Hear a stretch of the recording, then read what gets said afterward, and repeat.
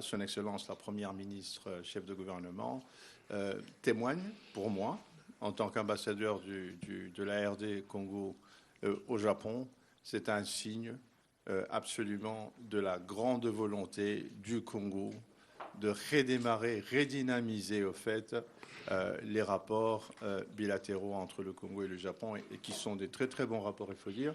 Et je rappelle ici, juste pour mémoire, c'est depuis 1964 que le Japon a ouvert sa première mission diplomatique, et le Japon est un partenaire et qui retient qu'il y a le Congo parmi les 6 pays privilégiés pour des rapports stratégiques avec le Japon. Donc c'est un très grand honneur en tant que représentant chef de l'État de recevoir la chef de gouvernement dans ce pays avec une si grande délégation des ministres. Je ne pense pas que ce soit fait avant ça, je peux le dire. Je suis dans ce pays depuis, qui va étonner probablement un certain nombre de gens, je suis là depuis 40 ans. Et c'est la première fois, en dehors du moment où le président s'est déplacé, et d'ailleurs quand le président s'est déplacé pour TICAD en 2019, il n'y avait pas encore de gouvernement. Et donc c'est vraiment une grande première, ce qui s'est passé en ce moment. Et aussi, le plus grand plaisir que je tire de ceci, ça permet de remettre sur la balance les bonnes relations qu'on a avec le Japon après ce qui s'était passé l'année dernière. Voilà, merci. En gros, je dirais cela. Voilà, merci Monsieur l'ambassadeur. Monsieur le ministre, je vais tourner de votre côté. Évidemment, on va parler de ce business forum, mais bien avant d'ailleurs qu'on en parle, vous avez été le premier à solliciter justement cette ovation pour le président de la République. On parle de paix. Nous avons une fenêtre d'ouverture sérieuse, en tout cas avec les engagements qui ont été consignés. Qu'est-ce que cela représente à l'ouverture de ces travaux? Parce que généralement, la RDC, on dit, il n'y a pas de paix, il n'y a pas de sécurité, on ne peut pas amener les investissements là-bas. Et moi, je pense que c'est un coup de maître réalisé par le président de la République à la veille de la célébration de l'indépendance. Lorsqu'on signe cet accord de paix, à mon sens, c'est un message qui est lancé au monde entier, parce que l'image que la RDC a à l'extérieur, de par les réseaux internationaux qui veulent la ternir, c'est une image d'un pays qui ne peut attirer personne. Parce que tout simplement, il y a des réseaux qui ont en fait essayé un peu de créer des moments de non-paix, particulièrement dans la partie est de la RDC. Et donc, pour le président de la République, il a estimé que il ne peut plus verser le sang, il ne peut plus permettre aux gens de verser le sang des Congolais par la signature de cet accord de paix. Et ça se passe aux États-Unis. Je rappelle que les États-Unis ont piloté en 1978, je pense, les accords de Camp David pour mettre fin à la guerre entre l'Israël et l'Égypte. Et ça a mis fin particulièrement à des moments de tension entre les deux pays. Et aujourd'hui, entre l'Israël et l'Égypte, il n'y a plus de problème. Et donc, pour des gens qui pensent que ça, c'est peut-être une signature qui ne vaut pas son pesant d'or, mais je les renvoie à relire l'histoire, les accords du Camp David. Eh bien, ils vont comprendre que les États-Unis, c'est une puissance. Lorsqu'ils s'alignent devant un dossier pour rechercher la paix, eh bien, la paix arrive. Et la leçon que je tire, c'est que lorsque le Rwanda accepte de signer l'accord de paix, ça veut dire, c'est un aveu qu'il est présent en RDC, parce que depuis tout ce temps, il était en train de nier la présence de ses troupes en RDC. Et donc, quelqu'un ne peut pas nier la présence des troupes en RDC et signer un accord de paix en RDC.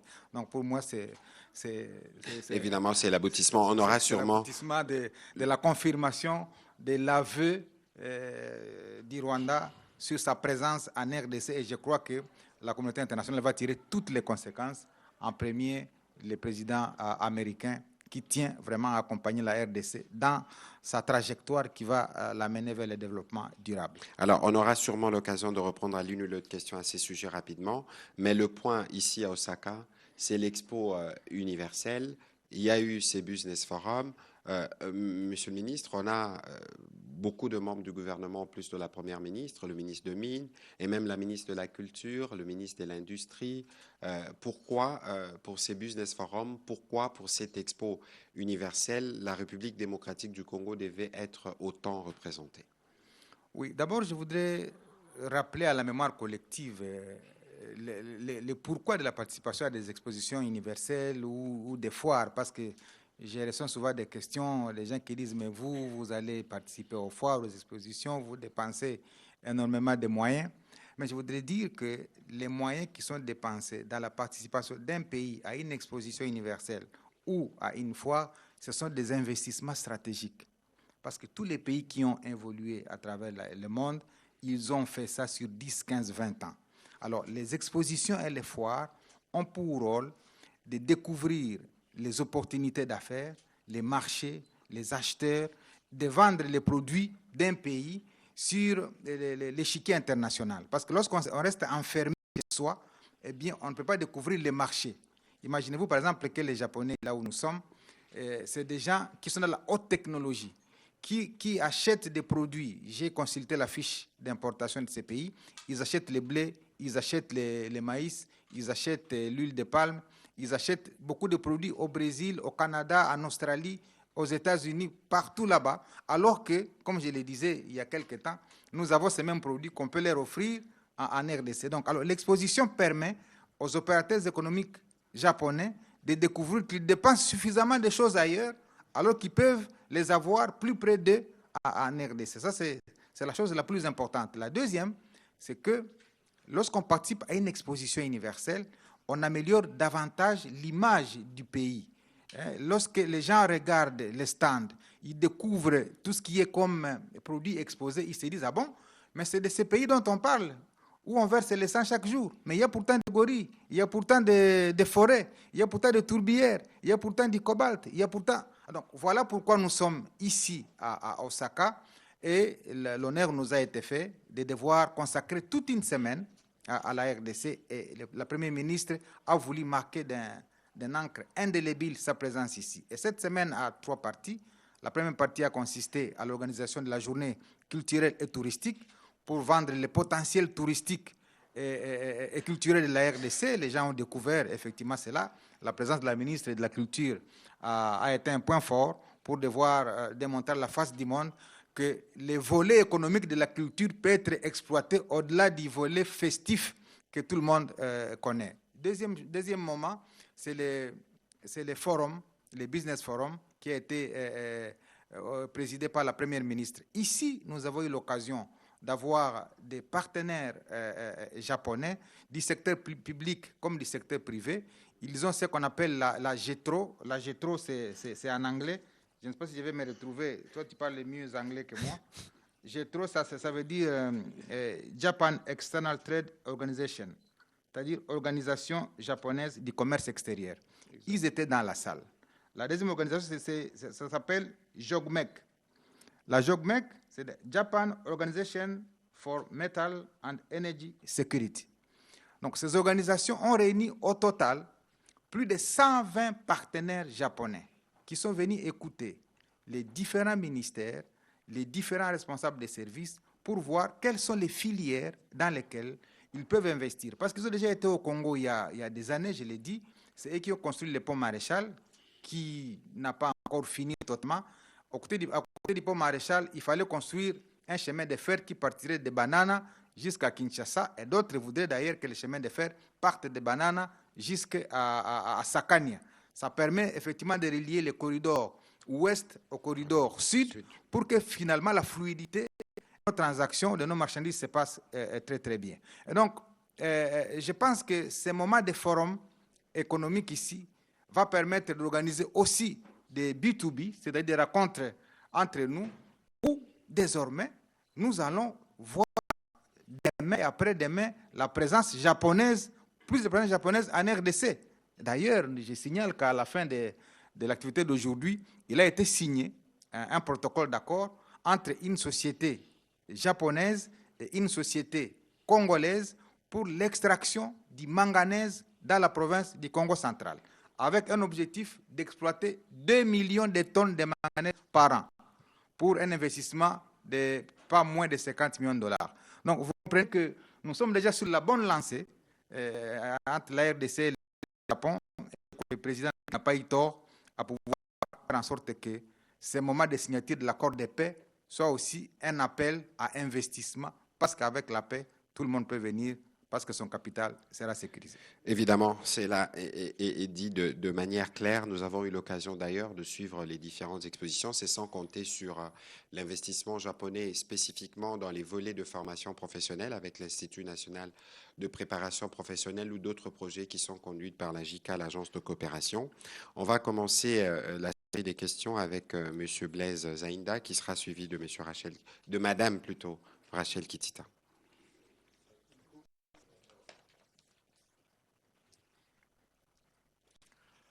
Merci beaucoup, Monsieur le Ministre. J'ai deux petites questions. Une porte sur l'accord de paix qui vient d'être signé aux États-Unis d'Amérique. Je vous pose particulièrement la question parce que vous êtes pratiquement parmi les personnes qui ont conçu cette architecture de narratif plus ou moins intransigeant ou inconvenant vis-à-vis du Rwanda.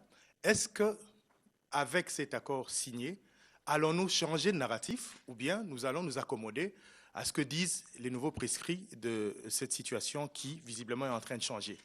Au ministre du Commerce extérieur, vous avez évoqué la signature d'un accord important en ce qui concerne la transformation, l'exploitation, mais aussi, j'ai cru entendre qu'il y a la transformation au niveau local, ce qui constitue un cheval de bataille au niveau de votre ministère. Est-ce que le Congo central va vivre, dès cet instant, du moins, dès que l'exploitation va commencer, une nouvelle ère pour ce qui est du développement en ce qui concerne son sous-sol qui vient d'afficher effectivement une note positive en ce qui concerne ses richesses? Merci. Alors, vous posez une question pertinente lorsque vous dites si nous devons changer les narratifs. Évidemment, les choses vont devoir changer. Nous étions dans une posture de guerre. Et dans la confrontation que nous avions, souvenez-vous que nous avons serré parce que nous avons identifié les modus operandi du Rwanda et nous avons, nous, systématisé les fronts. Nous avons effectivement un front militaire, un front diplomatique, un front judiciaire, un front économique, un front médiatique, et puis tous les fronts qui se sont finalement rajoutés à l'initiative de Congolais, parce qu'ici, c'est l'occasion aussi de saluer toute la mobilisation du peuple congolais à travers les différentes structures pour apporter la contribution pour le retour de la paix. Aujourd'hui, l'objectif que nous souhaitions, nous, c'était de nous lever pour défendre ce qui, pour nous, sont des principes qui ne devraient être violés par aucun pays d'ailleurs. C'est notre intégrité territoriale, notre souveraineté. Et vous savez que la crise en République démocratique du Congo est une crise qui mobilise le monde entier. Nous avions commencé par plusieurs phases. Je rappelle que les premières discussions pour le retour de la paix ont commencé en juillet 2022. Nous sommes pratiquement 3 ans plus tard et c'est aux États-Unis d'Amérique qu'il y a ces dénouements que nous venons de voir qui, en réalité, et c'est pour ça qu'on peut parler de changement, ouvrent la voie à une autre période. On n'est plus dans une période où nous étions dans la confrontation parce que les raisons qui ont conduit à la confrontation et la manière désormais de régler toutes les questions litigieuses ou qui peuvent nous opposer ont fait partie de l'accord qui a été négocié et sur lesquels nos ministres des Affaires étrangères ont apposé leur signature. Je souhaiterais en tout cas que vivement tout le monde puisse lire ces accords, pas seulement, mais aussi les annexes qui viennent avec. Et donc nous considérons que nous avons toujours été de bonne foi et qu'un accord, on les signe, c'est très bien, c'est des intentions qui sont coulées sur le papier, mais le plus difficile commence. Le plus difficile, c'est son application en ce qui concerne spécifiquement des questions comme les désengagements de troupes rwandaises, en ce qui concerne les retours de personnes réfugiées, en ce qui concerne les garanties mutuelles de sécurité, qu'on ne soit plus sûr, on retombe dans les travers du passé. Donc il y a des mécanismes qui ont été mis en place et donc on considérait que sur le plan diplomatique, nous avons là réussi une étape cruciale, mais qui n'est pas la fin, parce qu'il faut voir comment cela va s'appliquer. C'est une guerre qui dure très longtemps. Il faut trouver des solutions durables qui permettent que cela ne se reproduise plus. Mais ici, ce qui change, on a dorénavant qu'on respecterait ce qui est prévu. On a mis des mécanismes en place qui nous engagent, qui engagent les États-Unis d'Amérique et d'autres partenaires de l'Union africaine pour voir comment on va aboutir. Et donc, il faut considérer que nous tous maintenant, comme Congolais, au regard de l'évolution de la situation au plan diplomatique, nous devons nous tous nous adapter pour accompagner ce qui s'est fait, pour que les questions qui restent puissent trouver des solutions et pour que nos populations de l'Est principalement puissent recouvrer la paix tant recherchée depuis autant d'années. Voilà ce que je peux dire à ces sujets. Je sais qu'il y a d'autres questions qui reviendront. On pourra aller un peu plus en détail. Monsieur le ministre, il y a, vous-même vous l'aviez dit, sur cette question du manganèse, c'est quelque chose de concret. Il y a des éléments de détail que Blaise Aïnda voudrait avoir de votre part à ces sujets. Oui, je voudrais rappeler les thèmes de cette exposition universelle. C'est concevoir la société du futur, imaginer le monde de demain. Ça, c'est le thème principal de cette expo Osaka. Et donc, nous nous inscrivons dans ce thème pour concevoir ce que deviendra la République demain, pour offrir ce qu'elle a d'important au monde.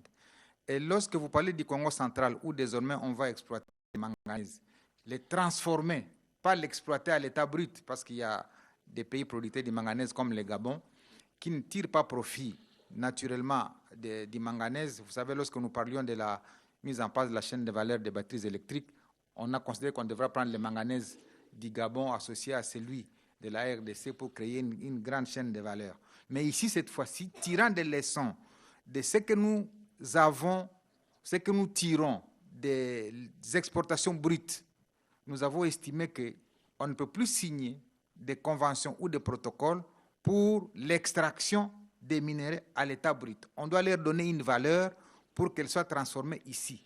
Et désormais, les outputs de ce que cela va produire ne vont pas seulement suffire à la province du Congo central, c'est pour la République démocratique du Congo que nous les faisons. Parce que l'installation d'une telle unité de transformation va avoir des effets multiplicateurs sur d'autres secteurs.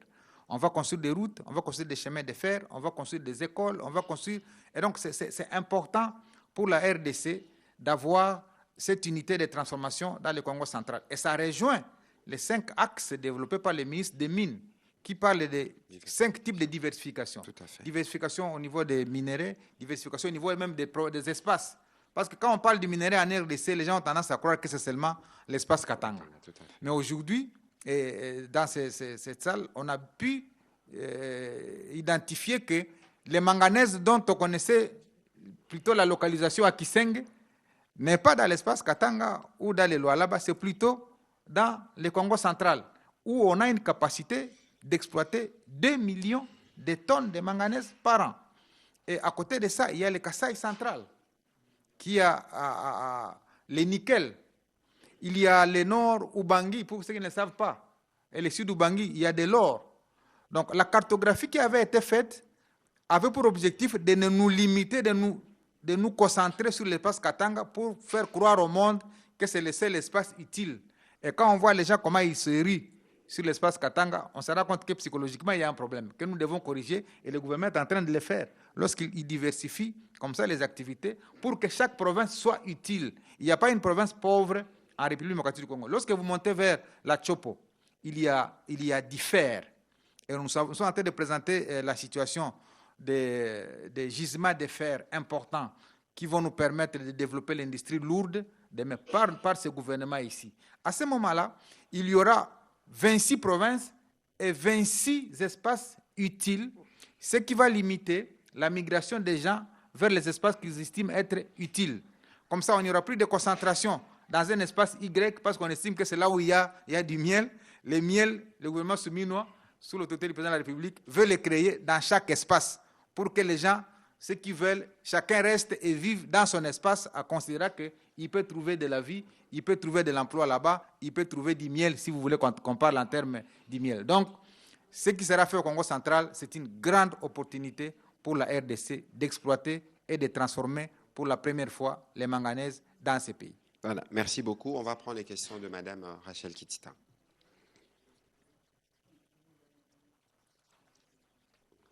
Peut-être avant qu'on réponde à la Allez-y, question, s'il vous plaît, je monsieur voudrais l'ambassadeur, ajouter juste pour un un petit commentaire complément. pour lui.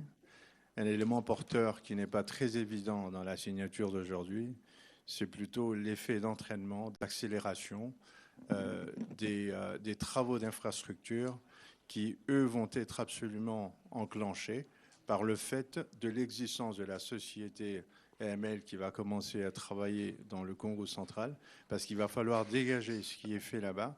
Et le fait d'avoir signé ce MOU aujourd'hui donne plutôt au Japon comment dirais-je, un point fort, en fait, qui pousse le Japon finalement à s'engager dans les grands projets, des grands travaux. Voilà. Voilà. Merci, Madame Kitita. Merci beaucoup, Monsieur le porte-parole, pour la parole. Je reviens sur la signature de l'accord de paix entre le Rwanda et la RDC à Washington. Il se dit beaucoup, il se raconte beaucoup. Est-ce qu'en tant que membre du gouvernement, porte-parole, vous pouvez rassurer les Congolais sur le fait que la RDC, en signant cet accord, n'a pas cédé un peu de son pouvoir, comme il se dit, au Rwanda ou même aux États-Unis qui pourraient interférer dans la gestion notamment des ressources minières dans la partie est de la République démocratique du Congo. La question sur le désengagement. Pourquoi est-ce que dans l'accord, il n'est pas dit explicitement retrait des troupes de M23 sur le sol congolais? Que comprendre sur ce désengagement, parce qu'on peut se désengager, mais rester sur le sol congolais. Qu'est-ce que vous en dites à ce sujet? Et aussi la question sur le CONOPS. Alors, une question à l'ambassadeur. Une visite peut-être, est-ce que vous y pensez, vous y travaillez, une visite officielle? Est-ce que c'est dans vos projets du président de la République ici au Japon? Et une dernière question au ministre du Commerce extérieur, en dehors de l'accord qui a été signé tout à l'heure, quels sont d'autres projets ou d'autres partenariats que vous avez sous la main que la RDC pourrait signer peut-être dans les jours à venir avec le pays du soleil levant? Voilà mes préoccupations. Voilà, merci beaucoup Madame Rachel pour la question que vous posez. Mais ici, il faut que je vous rappelle le principe, et c'est cela même l'engagement premier du président de la République. C'est lui de ne brader aucun intérêt de la République démocratique du Congo, ni concéder un seul centimètre, ni concéder une seule ressource minière de notre pays. Dans ce qui s'est passé à Washington, c'était la relecture un peu de l'histoire, parce que finalement, lorsqu'il faut trouver un accord pour une guerre qui dure 30 ans, il faut repasser, ressasser toutes les problématiques, relire, relire les actes fondateurs de l'Union africaine qui rappellent l'intangibilité des frontières, ou encore la résolution 2773 plus proche de nous, qui rappelle la nécessité pour les uns et les autres de respecter les frontières. Je pense que du point de vue du respect de l'intégrité territoriale, c'est la garantie. Il faut lire l'accord et les différents chapitres tels qu'ils s'égrènent. Vous comprendrez qu'il n'y a aucun détail qui n'a été laissé au hasard, et vous comprendrez qu'il n'y a aucun intérêt de la République démocratique du Congo qui n'a pas été consacré dans les textes qui ont été signés, parce que les signatures du ministre des Affaires étrangères engagent nos pays, même s'il est prévu un document supplémentaire, si vous avez suivi en tout cas les docteurs Boulos hier, qui sera fait par les deux chefs d'État qui viendront plus tard, parce qu'on parle notamment de questions économiques qui feront l'objet d'autres textes. Mais ici, le principal, et c'est ce que nous devons noter, c'est qu'il est question de préserver les vies humaines. Il y en a beaucoup qui sont perdus, il y en a beaucoup qui sont dans la souffrance, et je pense que c'était les principes directeurs qui nous ont conduits dans la conclusion de cet accord dont on parlera encore pendant longtemps. Alors, sur la question du désengagement, j'ai vu que la question, elle est revenue plus tard, peut-être parce qu'il y a un besoin. En tout cas, c'est pour ça que nous, dans le cas du Front médiatique, nous insistons pour que les uns et les autres puissent lire ce qui est convenu. Je veux vous lire ce qui est écrit dans l'accord, dans la partie qui concerne, parce que la première partie de l'accord parle de l'intégrité territoriale et de l'interdiction des hostilités. Il y a plusieurs points: le respect de l'intégrité territoriale de la RDC, du Rwanda, la levée des mesures défensives du Rwanda, l'arrêt des soutiens au FDLR, les règlements pacifiques des différends, l'interdiction des actes hostiles. Spécifiquement sur la question du désengagement, l'accord dit d'une manière séquencée et coordonnée avec les désengagements de force et comme les disposeront d'autres accords à venir, les parties appuient les désengagements, les désarmements et l'intégration de groupes armés non étatiques prévus par d'autres accords ou processus des DDRCS ainsi que les mécanismes conjoints de coordination. Qu'est-ce qu'il faut entendre? Nous étions à Luanda, où nous étions en train de discuter avec le Rwanda. Il avait été convenu de faire un plan harmonisé, où on disait, on fait d'une part le retrait des mesures de défense qui concernent le Rwanda, donc les plans de désengagement, parce que quand on parle de désengagement, c'est un ensemble. Les militaires, quand ils vont sur le front, on dit un engagement, c'est-à-dire on amène le troupe, on amène le matériel, on amène tout ce qu'il faut. Ici, on parle des désengagements et d'autre part, on parle d'un plan harmonisé. Le CONOPS, c'est un document établi par des états-majors. Il y avait des discussions autour des médiateurs angolais où nos experts militaires et les experts militaires rwandais se sont accordés. Et si vous lisez l'accord, il y a des annexes, notamment ce qui avait été dans le cas de ce CONOPS, qui spécifient. Alors, ici, les troupes rwandaises vont se retirer parce qu'on s'est donné des délais.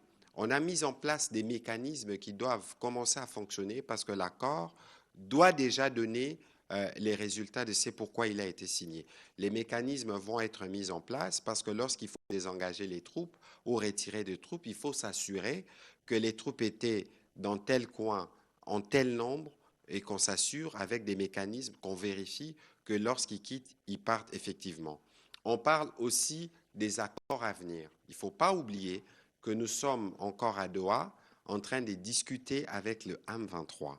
Et dans la discussion que nous avons avec le M23, si nous devons repartir aux origines, le M23 est un mouvement qui est soutenu par le Rwanda. Et dans l'accord dit clairement qu'il faut cesser tout soutien. Donc il faut considérer que le Rwanda, en ôtant le soutien militaire au M23, nous pouvons imaginer ce qu'il en reste. Et bien au-delà, il est encore écrit dans l'accord que les parties peuvent s'engager dans les cadres de la mise en œuvre de cet accord, de venir en soutien.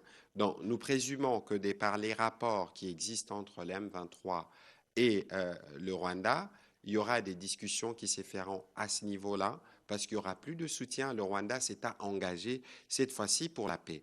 Et nous aurons l'occasion de conclure autour de Doha la discussion avec les M23 sur un certain nombre de points.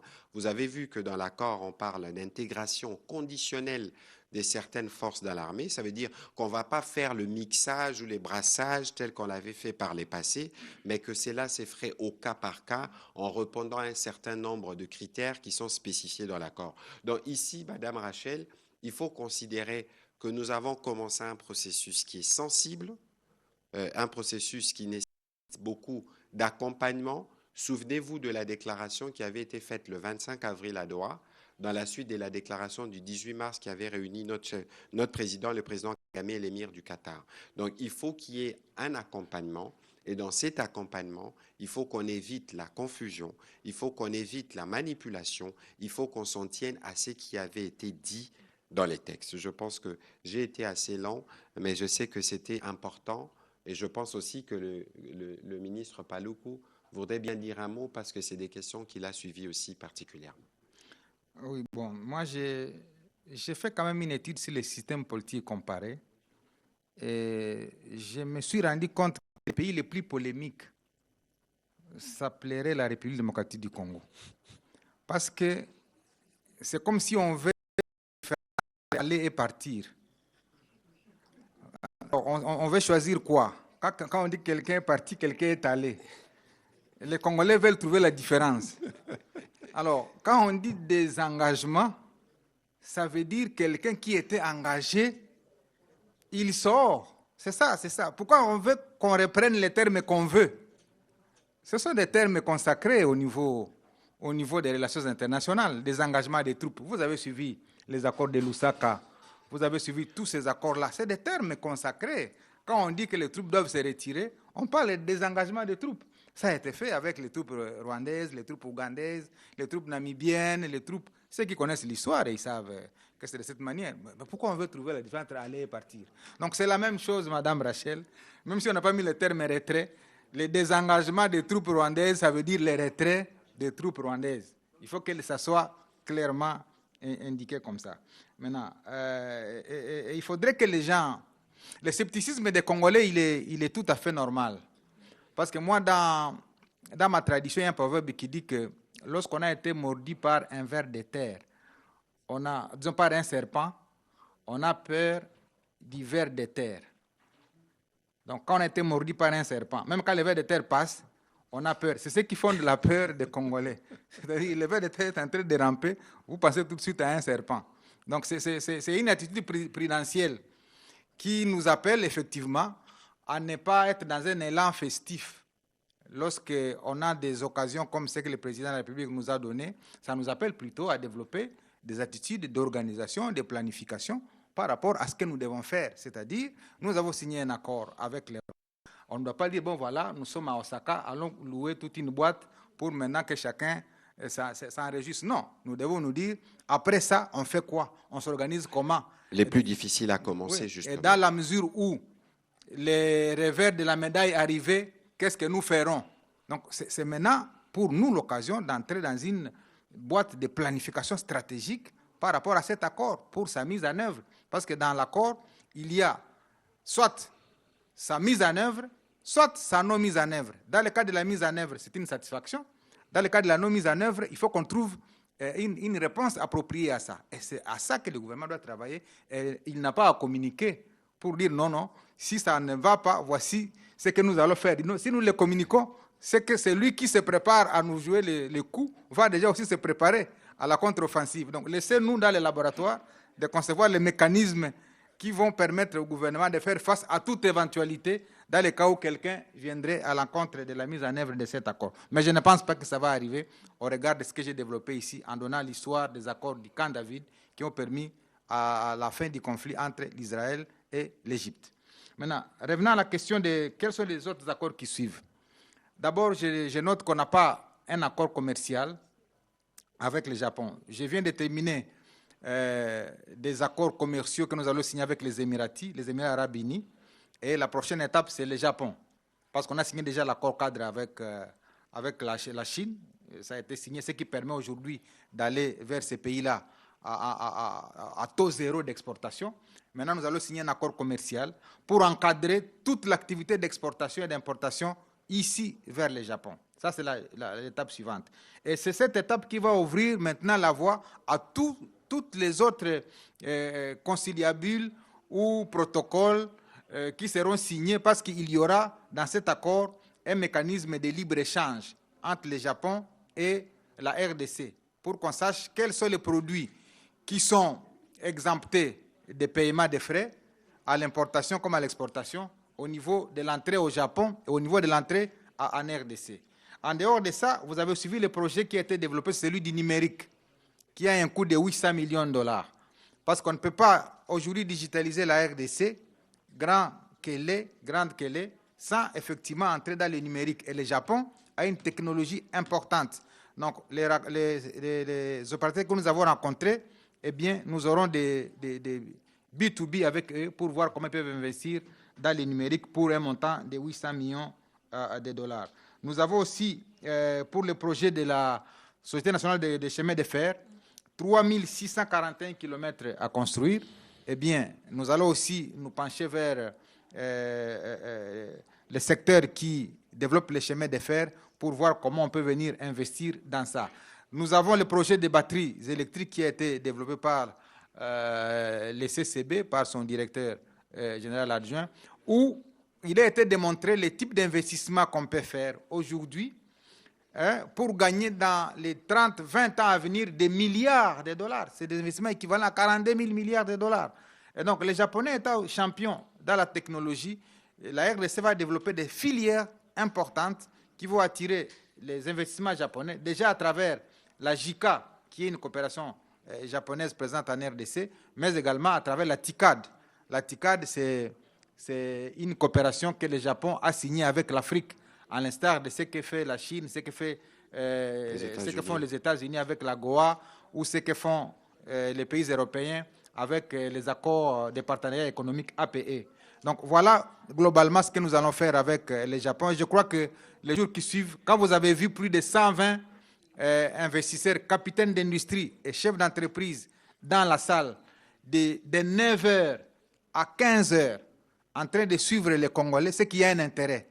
Si quelqu'un, un investisseur qui a autant d'activités à réaliser, peut rester dans un forum économique de 9h à 16h, pour nous certifions qu'il y a un intérêt particulier qu'il a accordé à la RDC parce qu'il apprend souvent des nouvelles de ces pays. Mais cette fois-ci, il a vu la Première ministre piloter une forte délégation de 7 membres du gouvernement, mais également d'opérateurs économiques, de chefs d'entreprise.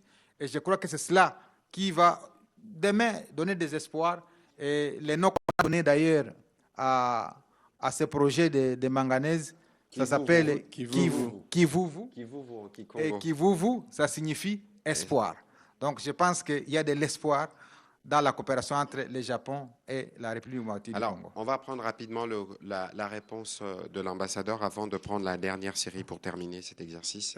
Oui, concernant la visite du président, vous l'avez bien dit, est-ce que vous avez un souhait? Souhait, je dirais oui, bien sûr. Intention, je dirais oui, bien sûr. Mais alors, est-ce que le président pourra faire le voyage? Nous sommes au mois de la prochaine possible chance, ce serait à l'occasion de TICAD, qui se tient à Yokohama entre le 20 et le 22 août de cette année. Et la question a été soulevée justement du côté japonais. On a demandé à la Première ministre de transmettre le message au chef de l'État. Eh bien, ce sera au chef de l'État de répondre. Les souhaits sont là. Merci. Okay. Voilà, merci beaucoup, Monsieur l'ambassadeur. On va prendre en tout cas la dernière série de questions. Monsieur Bomboka, Monsieur Mbal, Monsieur Alain, je ne sais pas si vous avez une question. Allez-y pour vos questions. Je souhaite qu'elles soient courtes, comme ça on peut y répondre directement. Allez-y, s'il vous plaît. Monsieur le ministre, c'est quoi pour vous la symbolique à la veille du 65e anniversaire de la RDC, la signature de cet accord ainsi que ces MOU signés ici à Osaka? Alors, la symbolique par rapport à la signature de l'accord, c'est justement le combat des pères fondateurs. Les pères fondateurs nous ont légué un pays, 2 345 410 km². Et c'est pourquoi nous nous sommes battus tous derrière le président de la République. Et dans ces combats, comme Madame la ministre d'État le disait hier de manière claire, ça ne doit pas être un accord des élites, ça doit être un accord qui est fait pour toutes ces femmes, pour toutes ces personnes qui sont victimes, qui ont été victimes pendant longtemps. Et donc, il faut considérer que de ces points de vue, nous avons, tenu, en tout cas, le pari de préserver ce que nous avons obtenu des pères fondateurs, premièrement. Deuxièmement, la question n'est pas seulement de s'assurer que le pays reste entier. La question, c'est de s'assurer que nous investissons. Le ministre du Commerce extérieur, tout à l'heure, paraphrasant le ministre de Mines, a parlé de diversification à la fois des ressources ou de partenaires. Et l'exemple de manganèse dont on parle maintenant dans le Congo central et par le Japon est une illustration de cette volonté que nous avons justement de nous assurer que nous travaillons pour développer la République démocratique du Congo. Il ne faut pas oublier que c'est un engagement qui a été pris par le président de la République, pour lequel nous avons déjà fait beaucoup de progrès. Et maintenant, avec cette perspective du retour de la paix, de ces investissements qui s'annoncent, on peut considérer qu'on va progressivement rentrer véritablement dans une ère de prospérité où ce qui devait être dépensé pour la guerre devra désormais contribuer à régler les problèmes de Congolais qui sont déjà bien identifiés au niveau du gouvernement. Monsieur Oscar Mbal, allez-y. Monsieur le ministre de Médias, porte-parole du gouvernement, j'ai une petite question à vous poser au sujet de la signature, qui a été la cérémonie qui a eu lieu hier à Washington. Ma question, c'est celle de savoir que deviennent les autres initiatives de paix.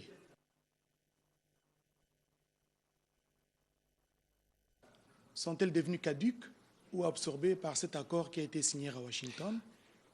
L'autre petite question à poser au ministre Julien Paluku, c'est à quand l'effectivité justement de ces MOU Une chose est de signer un mémorandum d'entente, mais la mise en œuvre peut prendre 2 ans, 3 ans, 5 ans, même 10 ans. À quand? Merci. Alors, je crois que ici, comme je le disais, nous avons commencé ces processus depuis juillet 2022. Nous avons été à Luanda. Si vous relisez l'accord, vous avez vu hier dans la photo, il y avait un représentant de l'Union africaine, il y avait un représentant du Togo qui fait la médiation, et c'est dire que l'aboutissement qu'on a vu hier à Washington, c'est l'aboutissement de tous ces processus qui, en réalité, n'avaient qu'un seul objectif, arriver à la paix. La paix, nous ne sommes pas encore. Il y a un accord de paix qui trace la voie et qui définit le rôle de tous les acteurs. Donc, il y a évidemment un rôle qui sera joué par les États-Unis d'Amérique, un rôle qui sera joué par le Qatar, qui peuvent être considérés comme les garants de ce qui avait été fait, mais il y a un rôle qui pourrait être joué par la sous-région. Nous appartenons à la SADC, nous appartenons à la communauté de l'Afrique de l'Est ou à la CEAC.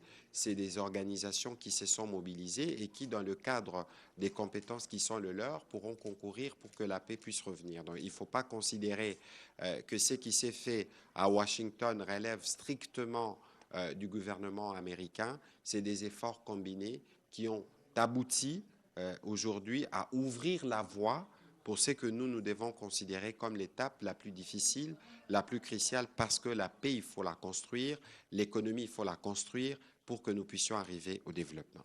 Merci. Monsieur le ministre Paluku. Oui.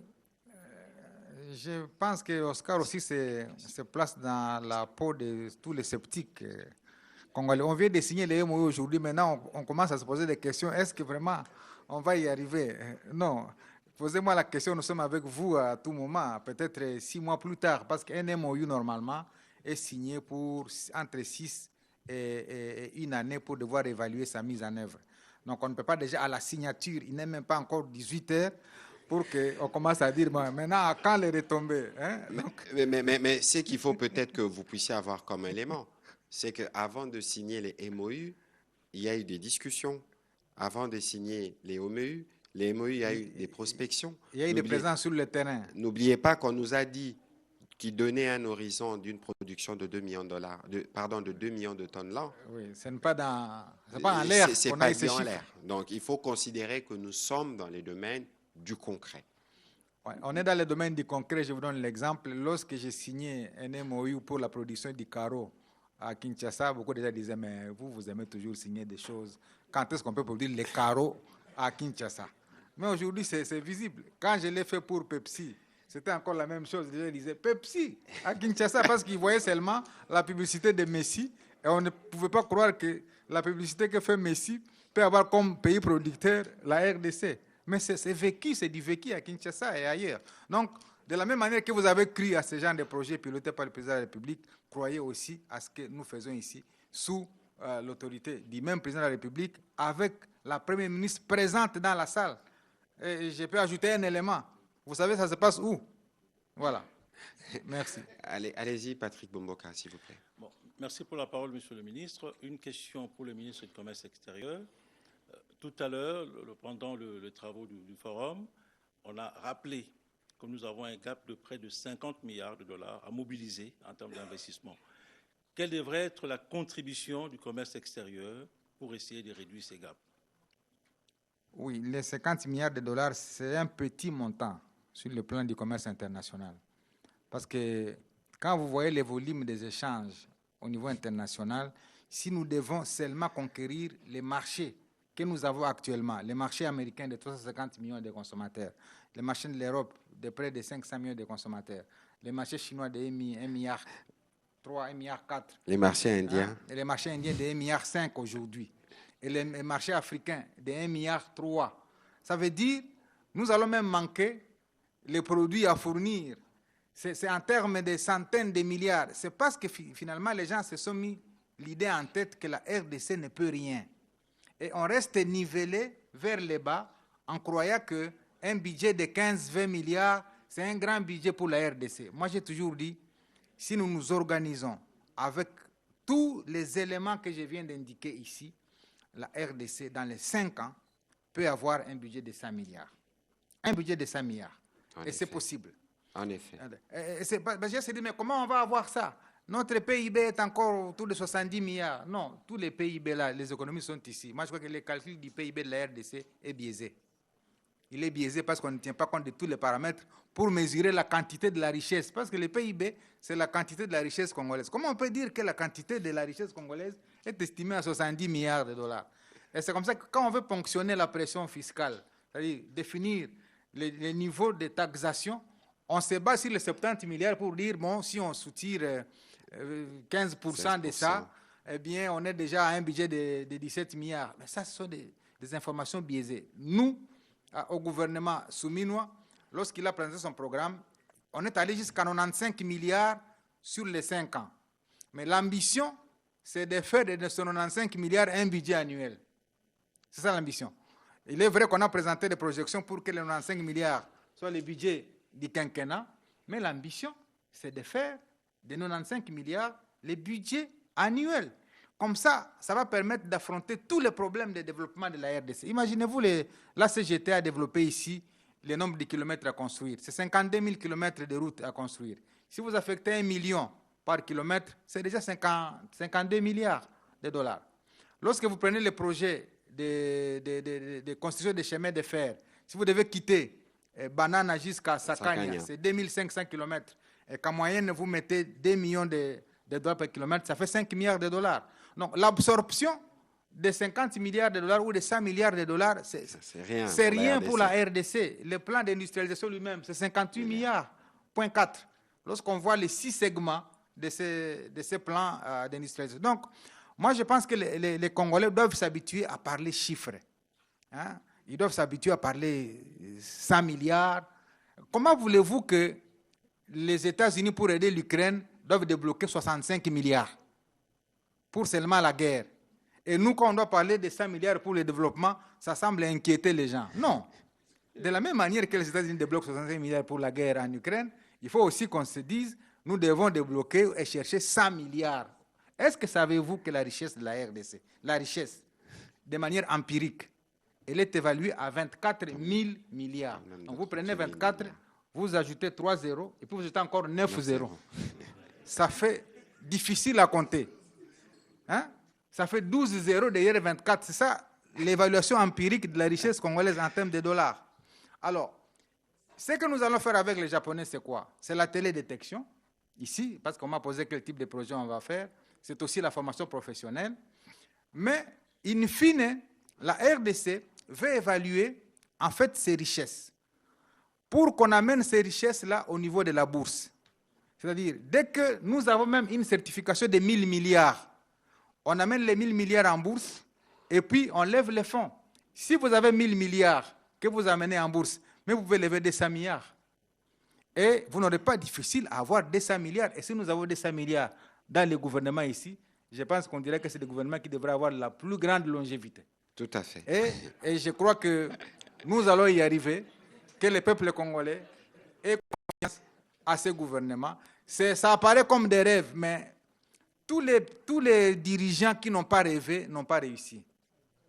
Lorsque vous analysez l'histoire de ces pays du Moyen-Orient, les dirigeants ont mis la barre très haut. Et quand on met la barre très haut, on définit les voies pour y arriver. Mais si vous mettez la barre trop bas, vous allez vous accroupir. Mais quand la barre est haut, vous allez vouloir aller très haut. C'est comme les jeunes gens. Si vous voulez que votre fils soit lancé, il faut qu'il joue au basket. Parce que le fait de se lancer pour amener le panier, pour atteindre le panier, ça l'étire et il devient plus élancé. Donc, c'est des gens qui ont les fils dont la taille est moindre. Allez les enrôler dans les baskets. Et c'est ça la RDC. Il a l'ambition d'être comme une girafe. Les girafes, c'est à force de ne pas trouver les herbes plus près de lui ou d'elle, je ne sais pas. Chercher les herbes. Qu'il est allé chercher plus loin. Et en fait de compte, le coup s'est allongé. Ah, voilà. On va terminer avec Gaëtan Magalano.